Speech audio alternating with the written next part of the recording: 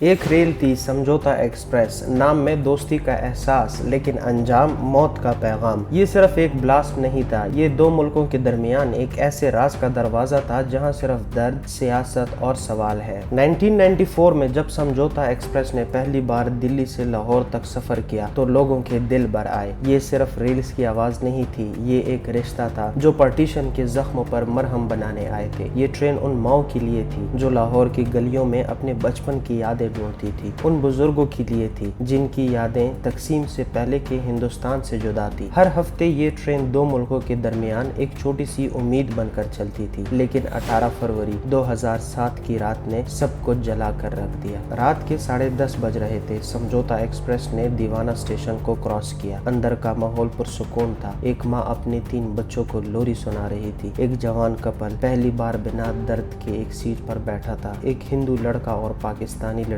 ایک بزرگ شخص ڈائری لکھ رہا تھا، کل لاہور واپس لوٹوں گا، اس گلی میں جہاں ماں کا آنگن تھا۔ مگر ان سب کے درمیان ایک بیگ تھا جس میں موت چھپی تھی، اور ایک چہرہ جو کبھی پہچانا نہیں گیا۔ رات کے قریب 11:53 پر 2 دھماکے ہوتے ہیں۔ کوچ S4 اور S5 ایک سیکنڈ میں جلا دینے والی آگ میں تبدیل ہو جاتے ہیں۔ یہ بلاسٹ RDX اور پیٹرول سے بھرے سلنڈرز سے کیے گئے تھے۔ ویکیپیڈیا کے مطابق اس بلاسٹ میں 68 لوگ جان سے ہاتھ دھو بیٹھے۔ ان میں سے 43 پاکستانی تھے، زیادہ تر عورتیں اور بچے۔ کئی لاشیں اتنی جلی ہوئی تھی کہ پہچان مشکل ہو گئی۔ یہ وہی ٹرین تھی جو محبت لے کر چلی تھی، اب صرف راکھ، چیخیں اور سوال لے کر لوٹ رہی تھی۔ جلد ہی الزام پاکستان پر لگا۔ میڈیا نے ہیڈ لائنز بنائی، ISI کا ہاتھ۔ مگر کچھ ہی ہفتوں بعد سوامی اسیمانند کا نام سامنے آیا، ایک ہندو ایکسٹریمسٹ جو پہلے بھی کئی بلاسٹ میں نامدار تھا، مالیگاؤں، مکہ مسجد، اجمیر شریف۔ اس نے کنفیس کیا، ہاں یہ ہمارا کام تھا، بدلے میں کیا، لیکن بعد میں اپنا بیان بدل دیا۔ بولا پولیس نے پریشر میں کنفیشن لیا تھا۔ وٹنس غائب ہونے لگے، کچھ مر گئے۔ 2019 میں سبھی ملزم ثبوتوں کے نہ ہونے کی وجہ سے رہا کر دیے گئے۔ ویکیپیڈیا کے ایک انٹری کے مطابق بوم ٹائمر میں کچھ